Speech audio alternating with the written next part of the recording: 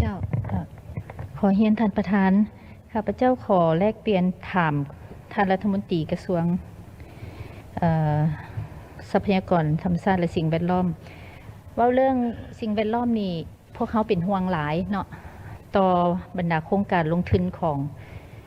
เอกชนโดยเฉพาะแมนบรรดาคุดคนแห่ต่างๆนี้เนาะซึ่งพวกเขาก็จะปรากฏเห็นตามสื่อต่างๆและในขณะเดียวกันที่บ่ปรากฏก็มันมีหลายแท้ๆท่านประธานฉะนั้นตามที่ท่านรัฐมนตรีได้ชี้แจงหันเนาะปรากฏว่าโครงการทดลองนี่เนื่องจากโดดผ่านคำตอนเนาะอันนี้แม่นเฮาเข้าใจเนื่องจากอยากได้เงิน30เหรียญหันปกติจ่าย16เด้เนาะอยากรู้ว่าโครงการทดลองทั้งหมดบ่ที่ว่ามีผลกระทบต่อสิ่งแวดล้อมให้แฮงนี่นะและโดยพื้นฐานนี่ถึงแม่นทดลองบ่ทดลองค่ะพระเจ้าเข้าใจว่าต้องคำนึงถึงสิ่งแวดล้อมเช่นกันเนาะจะในเลเวลใดอันนั้นอีกเรื่องนึงบ่ฮู้ว่าทางพวกเขาได้คุ้มครองในใดตัวนี้ข้อที่1ข้อที่2เห็นว่ามีการสั่งโจ๊ะหลายโครงการตัวนี้สนใจแท้ๆเนาะว่าเป็นไปได้บ่ว่าให้รายชื่อของโครงการที่สั่งโจ๊ะหันเพื่อให้บรรดาสสแต่ละเขตหันติดตามกฎกาสวยว่าการสั่งโจ๊ะแล้วเฮ็ดแนวใดต่อให้ปรับปรุงแล้วเฮ็ดแนวใดต่อใหม่บ่ปฏิบัติมาตรการตามกฎหมายเฮาบ่หรือว่าแนวใดอันนี้อยากขอความกระจ่างแจ้งกับท่านรัฐมนตรีเนาะเข้าใจท่านประธานแล้วก็มีคำเห็นถามรัฐมนตรีกระทรวงทรัพย์นี้อันที่หนึ่งนี่ว่าเรื่องการขุดค้นแร่ธาตุโดยเฉพาะมันแร่หายากนี่ซึ่งได้นำใช้เคมีเป็นจำนวนลงหลายจังซั่นนี้เฮาทางกระทรวงนี้ได้มีมาตรการคุ้มครองในใดเพื่อบ่ให้มันเกินค่ามาตรฐานเพราะว่าผ่านมานี่มีผลกระทบหลายต่อชีวิตการเป็นอยู่ห้วยน้ำห้วยหองอย่างต่างๆถือว่าเสียหายหลายอันนั้นนึงปัญหาที่2การขุดค้นแร่ธาตุแร่หายากนี่มันได้ทำลายป่าไม้พอสมควรเพราะว่าเขาเจ้าซื้อนำประชาชนกิโลนึง30,000ไม้ดิบๆนี่จังซั่นนี้ซีเมนต์เพิ่นได้เอาไปอบบ่หรือว่าแนวใดถือว่าสมควรได้จังซั่นนี้กระทรวงเฮานี่ได้มีมาตรการคุ้มครองแนวใดจังซั่นข้าพเจ้าขอมีคำเมนต์แลกเปลี่ยนขอขอบใจข้าพเจ้าสุขสวรรค์ชัยสมบัติสมาชิกสภาแห่งชาติเขตที่13โซนเขตมีคำถามนึงเนาะต่อกับบทรายงานของท่านนายกนั้นเนาะว่าด้วยเวียกการออกใบตดินนี้เนาะรายละเอียดกับทั้งทางรัฐมนตรีก็ได้ชี้แจงไปแล้วจำนวนหนึ่งนะแต่เดี๋ยวนี้ข้าพเจ้าก็ยังคงใจวันว่าอยู่ในแผนที่สภาหำห้องเอา300,000 ตอนนะที่ว่าเขาจะออกใบตดินให้ประชาชนเนาะแต่ในตัวจริงนะเขาปฏิบัติได้เพียงแต่ 36,409 ตอนหรือว่าเท่ากับ 12%ต่อกับปัญหานี้เนาะทางประชาชนนี่ก็มีความคล่องคอยแล้วเพราะมันเป็น2ทางหนึ่งในการแก้ไขปมทุกข์ยากและการก้าวเข้าหาแหล่งทุนเพื่อทำการผลิตเลยจะขอถามท่านรัฐมนตรีกระทรวงทรัพยากรว่าท่านสิมีวิธีการแนวใดเพื่อเฮ็ดให้การสุกยู่ในการออกใบตาดินให้ประชาชนให้มันไวขึ้นเนาะให้บรรลุตามแผนที่ทางสภาได้ครับมอบเอาหันเนาะข้าพเจ้าขอมีคำถามเพียงคำถามเดียวท่านประธานขอบใจเรียนท่านประธานบรรดาท่านที่นับถือและแพงข้าพเจ้ามีคำถามหนึ่งอยากถามรัฐมนตรีกระทรวงทรัพยากรธรรมชาติสิ่งแวดล้อมอยากรู้ว่าทางกระทรวงทรัพยากรธรรมชาติและสิ่งแวดล้อมนี่มีส่วนแนวใดในการคุ้มครองสารเคมีซึ่งผ่านมานี้มี2 กรณีแล้วสารเคมีปีนลดสารเคมีปีนนี่นะเพราะมีส่วนร่วมแนวใดเนาะตอนหน้าไปนี้คิดว่าจะแก้ไขปัญหานี้แนวใดขอบใจขอเชิญท่านรัฐมนตรีให้คำชี้แจงตื้มตัวปัญหาที่เห็นว่ามีความจำเป็นเชิญขอบใจท่านประธานและบรรดาท่านสมาชิกสภาที่ได้มีคำถามเพิ่มเติมต่อการรายงานของข้าพเจ้าขอตอบในข้อที่1ที่ทางสสนครหลวงเลยมีคำเห็นเกี่ยวกับการ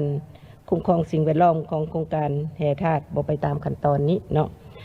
ข้าพเจ้าขอรายงานตื่มว่าในการเหตุทดลองนี้เนาะพวกเขาได้อนุญาตทดลองสำหรับแห่เล็กและก็แห่ธาตุจำนวนหนึ่งและย้อนว่าในเวลาที่ว่ากำหนดจำกัดเนาะทางสำรวจขุดค้นและขุดค้นไปพร้อมกระสานการปฏิบัติเวียกงานสิ่งแวดล้อมนี้ถ้าดำเนินกระบวนการประเมินผลกระทบต่อสิ่งแวดล้อมมันจะใช้เวลาเนาะกระสันในเบื้องรัฐบาลก็ได้มอบหมายให้ทางกระทรวงพวกเขานี้ได้มีการกำหนดนิติกรรมฉบับหนึ่งเป็นแผนคุ้มครองสิ่งแวดล้อมสำหรับโครงการแห่เล็กนี้เนาะเพื่อให้ทุกๆบริษัทมีการสร้างแผนของตนขึ้นและการหับห้องโดยกระทรวงพวกเราและมีการติดตามกฎกาแต่การจะตั้งปฏิบัติตัวจริงเนาะก็คือข้าพเจ้าได้รายงานไปเบื้องต้นว่าหลายโครงการบ่ได้ปฏิบัติตามพันธะของตนโดยเฉพาะแมนบได้ศึกษาแล้วก็บ่ได้มีแผนคุ้มครองเนาะกระสั้นในคำสั่งแจ้งโจ๊ะก็คือรัฐบาลได้มีการแจ้งการให้กวดกาคืนทุกโครงการที่บ่ปฏิบัติพันธะจะเป็นการเงื่อนไขในการเจรจาในเงื่อนไขในการพิจารณาว่าจะให้สืบต่อในการหันเป็นโครงการปกติหรือว่ายกเลิกโครงการแต่ว่าโครงการดังกล่าวต้องมีความรับผิดชอบในการฟื้นฟูคืนสิ่งแวดล้อมที่ได้รับผลกระทบนั้นเนาะอันนั้นเป็นจุดหนึ่งที่ข้าพเจ้าอยากเว้าถึงเฉพาะโครงการปกติแน่นอนไปตามกระบวนการมาตรการในการจะตั้งปฏิบัติและปัญหาที่เกิดขึ้นกับข้าพเจ้าที่จริงบ่ได้รายงานในกองประชุมแต่ว่าในเอกสารได้กำหนดแล้วว่าการติดตามกวดกาของพวกเขาก็ยังบ่ทันได้เข้มแข็งเนาะยังบ่ทันได้ทั่วถึงพนักงานก็ยังบ่ทันได้เอิ้นว่าเชี่ยวชาญเฉพาะด้านยังมีจำกัดกษัตริย์ก็เป็นเหตุการณ์ปัญหาหนึ่งว่าการติดตามกฎกาบ่ได้ทั่วถึงการปฏิบัติของโครงการเองก็บ่ได้เป็นเจ้าการในการปฏิบัติพันธะฉะนั้นถึงว่าโครงการที่มีการดำเนินการประเมินผลกระทบต่อสิ่งแวดล้อมแล้วแต่ว่าการปฏิบัติพันธะบ่ได้เข่งขัดก็เฮ็ดให้มีปัญหาผลกระทบต่อสิ่งแวดล้อมเช่นกันอันนี้เป็นจุดหนึ่งที่ว่าพวกเขายังจะได้สืบต่อเล็งมอบความรับผิดชอบให้ท้องถิ่นสร้างความเข้มแข็งให้ท้องถิ่นในการเฮ็ดหน้าที่การติดตามกฎกาและกฎหมายว่าโดยการปกปักรักษาสิ่งแวดล้อมฉบับปรับปรุงก็ได้กำหนดปัญหาดังกล่าวนี่เข้าตื่มเพื่อให้ได้เข่งขัดตื่มเนาะอันนั้นเป็นจุดหนึ่งและสำหรับการสั่งโจะมีการปรับไหมแนวใดนี้เนาะพวกเขาก็ได้มีมาตรการในการปรับใหม่และก็มีการยกเลิกโครงการคือข้าพเจ้าได้เว้ามาหันเนาะคิดว่าได้ตอบไปแล้วสำหรับการเสนอของสสส.แขวงหัวพันเกี่ยวกับโครงการแห่หายากนี้ข้าพเจ้าเองก็ได้ลงไปสุขโยเวียกงานอยู่แขวงหัวพันและก็ได้เห็นตัวจริงเกี่ยวกับการจะตั้งปฏิบัติโครงการแห่หายากและก็ได้มีการรายงานต่อรัฐบาลเกี่ยวกับผลกระทบที่เกิดขึ้นจากโครงการเว้าได้ว่าโครงการแห่หายากที่เหตุทดลองหันเนาะการประเมินผลกระทบต่อสิ่งแวดล้อมยังบ่ทันได้สำเร็จฉะนั้นจึงได้มีเสนอว่าให้ควรโจะโครงการดังกล่าวเพื่อให้ดำเนินการประเมินผลกระทบต่อสิ่งแวดล้อมตามระเบียบการและสั้นโครงการดังกล่าวนี้ก็เป็นหนึ่งในโครงการที่พวกเราสั่งโจะเนาะนอกจากโครงการที่พวกเขาโจะใน438โครงการที่ผ่านการกฎกาหันพวกเขาจะสนองข้อมูลให้ตื่มตามที่ผู้แทนเสนออยากได้รายชื่อหันเนาะและสำหรับไม้นี้เนาะในการตัดนี้พวกเขาก็เห็นปัญหาว่าประชาชนได้ตัดไม้ดิบเพื่อมาเป็นพลังงานในการเผาแห่หันเนาะอันนี้ก็ได้สมทบกับกระทรวงเกี่ยวข้องและก็ท้องถิ่นในการสั่งโจะบ่ให้ประชาชนขุดค้นและก็บริษัทเองบ่ให้หับซื้อไม่ดิบพันเนาะอันนี้ก็เป็นจุดหนึ่งที่ว่าพวกเขาได้จัดตั้งปฏิบัติผ่านมาและยังจะสืบต่อในการสุกยู่การจัดตั้งปฏิบัติตื้มเนาะสำหรับการคุ้มครองขาดสารเคมีเนาะการคุ้มครองสารเคมีนี้ในเบื้องของกระทรวงทรัพยากรธรรมชาติและสิ่งแวดล้อมที่จริงพวกเขาก็ได้ไปแก้ไขส่วนในเวลาเกิดเหตุนั้นเนาะแต่ว่าการคุ้มครองนี้ตามกฎหมายแล้วแม้นการอนุญาตกับติดพันกับกระทรวงอุตสาหกรรมการค้าในการอนุญาตการนำเข้าเนาะและพวกเขายังขาดจุดหนึ่งเนาะจากผลของการกวดกาและปัญหาเกิดขึ้นนี่พวกเขาก็ได้รายงานรัฐบาลแล้วว่าจุดหนึ่งที่พวกเขายังขาดและแม้นการคุ้มครองการขนส่งสารเคมี ถือว่าตัวนี้ยังบ่มีการคุ้มครองตามระเบียบการเนาะเห็นไว้ได้ว่าการเวลาเกิดเหตุบ่มีการแก้ไขฉุกเฉินเนาะแล้วก็แก้ไขฉุกเฉินในใดตัวอย่างอยู่หลวงพระบางสะธาตุอะซิดฟูริก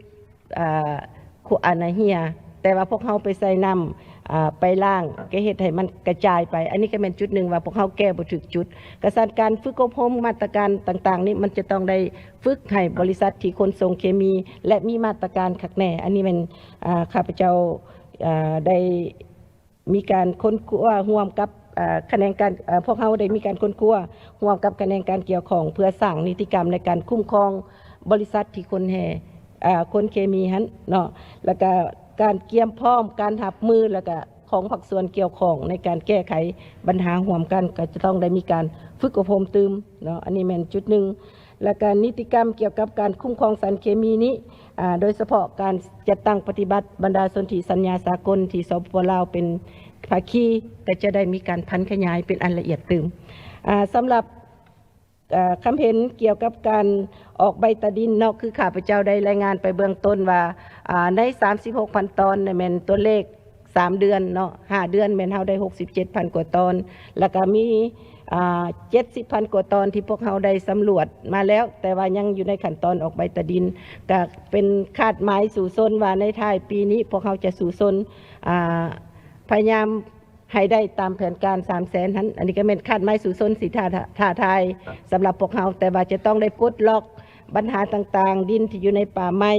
หรือว่าการเข้าถึงพื้นที่และการมีส่วนร่วมของประชาชนเนาะเพื่อเข้าร่วมในการอยากได้ใบตะดินนั้นอันนี้ก็แม่นเสนอทางสมาชิกสภาของพวกเฮาสุขอยู่ตื้ม